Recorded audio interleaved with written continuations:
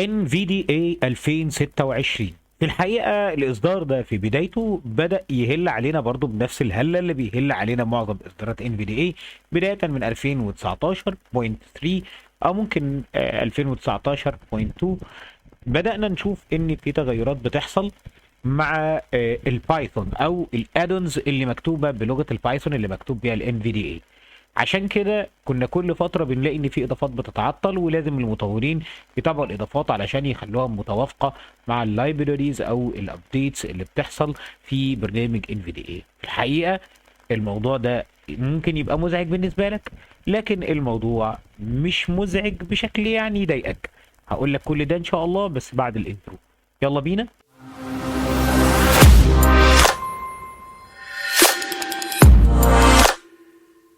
اهلا بيكم مره تانية بعد الانترو. طيب Nvda ايه اللي بيحصل فيه بالظبط؟ Nvda بياخد تحديثات مستمره وبيحاول يتواكب مع كتير من الاشياء او التحديثات اللي بتحصل على الانظمه، وكمان في نفس الوقت بيشوف ايه التواكب اللي ممكن يخليه اخف واسرع، وده بيسبب يعني نوع من انواع الاعتراضات مع الاكواد البرمجيه السابقه او المكتبات اللي اتكتبت قبل كده. في مكتبات بيتم ازالتها وفي مكتبات بيتم الاحتفاظ بيها. الموضوع ده يفهمه الناس اللي بتشتغل او بتكتب له يعني اكواد برمجيه، بتبقى فاهمه يعني ايه مكتبه او اللايبراريز او الماجولز. الحاجات اللي احنا بنتكلم فيها دي بتبقى عباره عن وحدات برمجيه بتسهل عمليات في تنفيذ الاوامر. بدل ما تقعد تكتب فيها بشكل كبير، الموضوع بيبقى مكتوب وبيتم الاستعانه بيه. المكتبات دي خلاص او الاساليب اللي كان بيتم الاستعانه بيها بيتم الاستغناء عنها نظرا ان بيحصل فيه تطوير مستمر.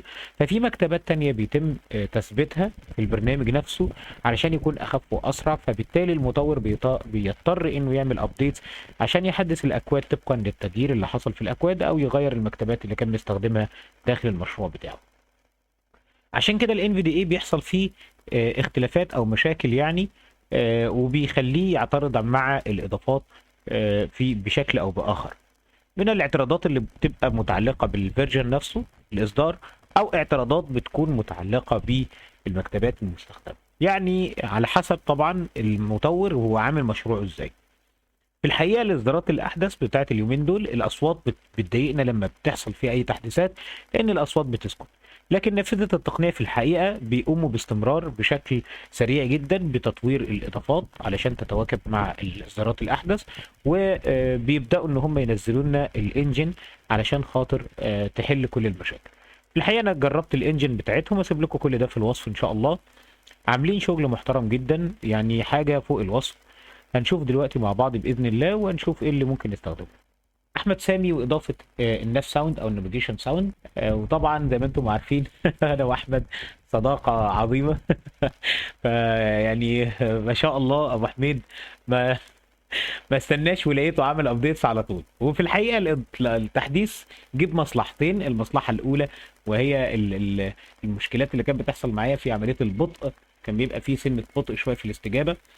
المصلحة التانية بقى انه الاضافة بقت يعني اكسس مع الاصدارات الاحدث، فان شاء الله اللي معاه الاضافة وحدث مش هتحصل اي مشكلات يعني. يلا بينا بقى نشوف هنظبط الموضوع ازاي وهنحل مشاكلنا ازاي. يلا بينا. اول هام انت بتخش على الاضافة وبتجيبها وتثبتها عادي جدا، بتكون اسمها بالشكل ده. خليني ابطأ لك السرعة شوية. Rate boost off. This Fady Shehata 1 of 14. Fady Shehata. انا مثبتها موجود عندي هنا، هي downloads for items view بالظبط كده. مش خلينا نسمع مع بعض. selected Acapela Infovox 3 with Leela Salma Heather updated to Nvda 2026 plus نقطة Nvda 8. بالظبط كده، هي دي الاضافه اللي انا محملها. ممكن تحملها فارغه بس انا محملها بالثلاث اصوات. Update mod type at size edit 356,800. هي 300 ميجا، فانت تقدر تحملها بكل سهوله ان شاء الله. طيب الاضافه دي سهله، وكل اللي عليك ان انت بتدوس انتر فبتطلع add-on installation dialog. بتدوس no about add-on yes button. بتدوس يس ويس كمان مره وخلاص. على كده no button alt زائد n ويشتغل عادي بدون ادنى مشكله. طيب خلاص خرجنا. نخش بقى، لازم تعمل الحركه دي insert وكنترول واس. select synthesizer dialog. بعد ما تدوس insert وكنترول واس تطلع هوم علشان تجيب Acapela Infovox 3. Acapela Infovox 3. دوس على انتر. desktop list Fady. مش مشكله، سيبك من السرعه اللي موجوده volume 65 rate 100 volume 65 Rate 100. Rate 85. ممكن نبقى نوطي السرعه شويه عشانكم، Rate 30. على الرغم ان ماشي مش مشكله.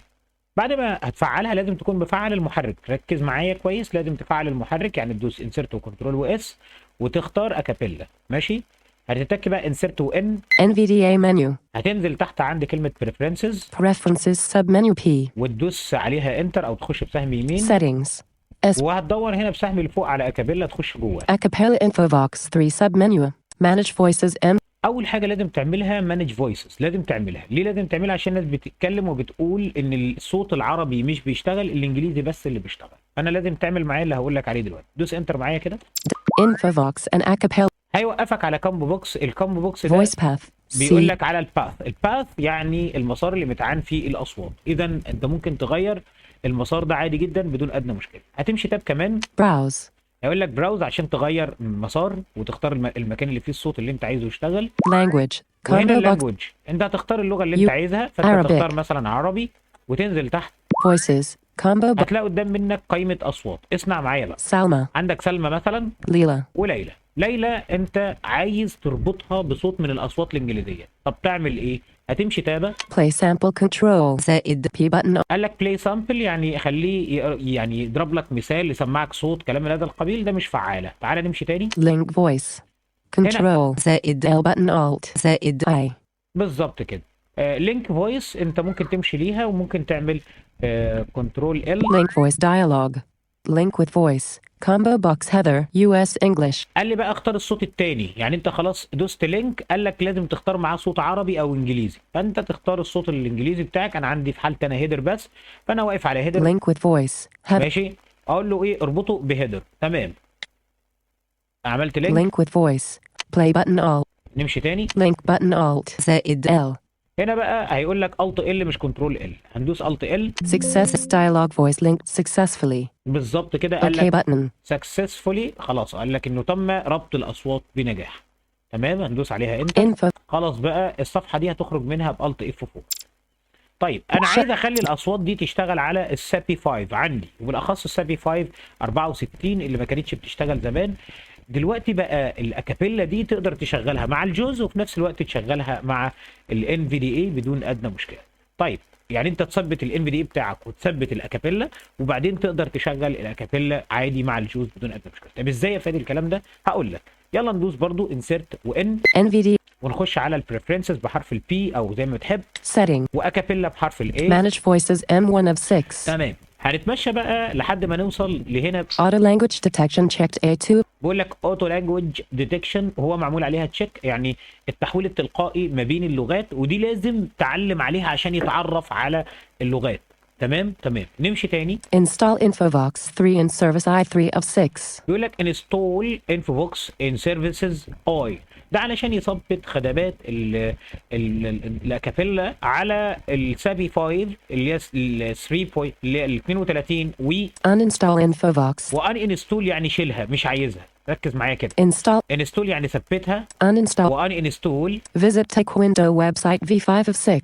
هنا بيقول لك فيزيت تيك ويندو يعني ادخل على نافذه التقنيه. Open Acapela website 06 of 6. وهنا بيدخلك على Manage voices M. الويب سايت. سيبك من visit. الزرين دول دلوقتي طبعا، مع احترامنا لنافذه التقنيه ربنا يبارك فيهم ويجازيهم كل خير، لازم تزور الموقع طبعا يعني، لكن انا بتكلم معاك في الاساسيات. يبقى انت عندك 3 ازرار اساسيه: مانج فويس، Install info. ماشي.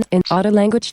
Manage voice. وعندك الاوتو لانجوج لازم تكون تشيك، لو ما كانتش تشيك يعني، بس هي في الديفولت بتاعها بيكون تشيك. Auto install. وعندك انستول وان انستول. احنا بنعوز ايه؟ بنعوز انستول. Install Infovox. هتدوس عليها انتر. Install هيعمل إيه؟ Infovox 3 in service dialog. Are you sure you want to install Infovox 3 in service?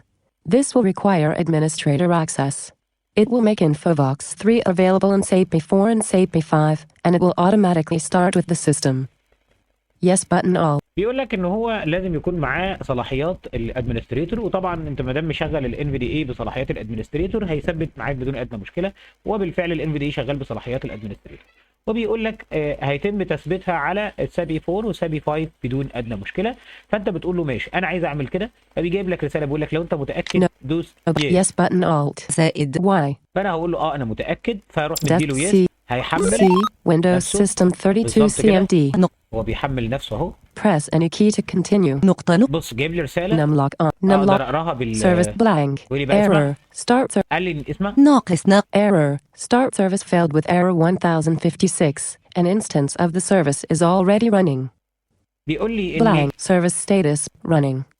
بيقول لي ان كده كده بالفعل، او انا ما قدرتش اشغل لك السيرفيسز لان هي بالفعل شغاله، لان انا مثبت السيرفيسز قبل كده. بس انت عندك انت في حالتك انت هيقول لك سكسسفولي ان سيرفيسز او حاجه زي كده. فانت كل اللي عليك بيقول لك بريس اني كي علشان يعمل كونتينيو. فانا بدوس على سهم لتحت. Desktop. خلاص كده هو خرج من الشاشه اللي كانت قصادي. وبعد كده بريستارت للان في دي اي بالشكل ده. Show hidden icon. بالظبط كده. Show hidden icons but بالظبط كده انا بريستارت للان في دي اي. بخش عندي هنا select. بلاقي قدام مني الفويسز بتاعتي، فانا بختار بقى. بلاقي حاجات نزلت جديده ما كانتش موجوده. تعالوا نشوف مع بعض. eSpeak إيه اللي نزل. Microsoft Speech API version 4. كده دي موجوده. Microsoft Speech API version 5, 32-bit. بقى عندي بقى حاجه هنا مميزه ما كانتش موجوده، 32 بت. هو بيقول لك ال 32 وايه تاني؟ Microsoft Speech API version 5, 64-bit. و64 بت دي جميله جدا لانها بتكون اسرع من ال 32. فانا ادوس عليها انتر عشان افعلها. Desktop list. اشتغلت معايا عادي جدا، وانت هتشوف الفرق لما تيجي تتعامل بالبرنامج. هتلاقي ان الجهاز سريع. طبعا كده احنا بالنسبه لنا عرفنا ازاي ان احنا نربط الاصوات ونحل مشكلات التعطل ونشوف الاصوات بتشتغل معانا ازاي بكل سهوله. لكن انا يبقى لي ان اوريك بقى اضافه احمد سامي، لان اضافه احمد سامي في الحقيقه اتحسنت 100%، وكان لازم اشكره طبعا. لاني بعيدا عن ان احنا اصدقاء واخوات يعني، فلازم اشكره علشان هو برضو ايه يعني عمل الصح يعني. ففي الحقيقه الاضافه بقت تشوفوا الحركه بتاعتها معايا بقت عامله ازاي. انا ما كانش عندي كده خالص. يعني اللي كان بيحصل معانا كالاتي، ان بنزل نازله صغنطوطه جدا، ففي ملي سكند بيتاخد علشان يعمل صوت التنقل وفي نفس الوقت ينطق، فبالتالي كنت بحذفها. ففي الحقيقه الملي سكند ده كان بالنسبه لواحد زي حالاتي بيتحرك بسرعه جدا وعايز يمشي بسرعه، فبتبقى بالنسبه لي ازمه. فعشان كده انا ما كنتش حاببها بالشكل ده بسبب كده. فلما تواصلت مع سامي وضحت له المشكله فين بالظبط، فاحمد قال لي خلاص انا فعلا هنزل تحديث هيحل المشكله دي ان شاء الله باذن الله. فالموضوع في الحقيقه يعني بقى احسن بكتير. وكمان الكتابه بقى يعني كان بيحصل في ديلي خفيف كده. الديلي ده كان يعني لما تيجي تكتب انت بتكتب هو بيتاخر شويه. دلوقتي ده السكندز اللي بقت بتتاخد بقت اقل بكتير، وبقى الموضوع افضل واسهل بكتير. فكان لازم اشكر زميلي وحبيبي احمد سامي، وفي نفس الوقت كان لازم اقدم ليكم المفاجاه اللي حصلت وازاي نحل المشكله. ما تنسوش الروابط اللي هتجيلكم في وصف الفيديو، ولو الفيديو عجبكم فما تنسوش ان انتم تعملوا سبسكرايب في القناه وتعملوا شير للفيديو ولايك علشان نستمر في تقديم المزيد. كنت معاكم فادي شحاته من قناه فادي شحاته تك، واراكم في فيديوهات تانيه على خير. مع السلامه.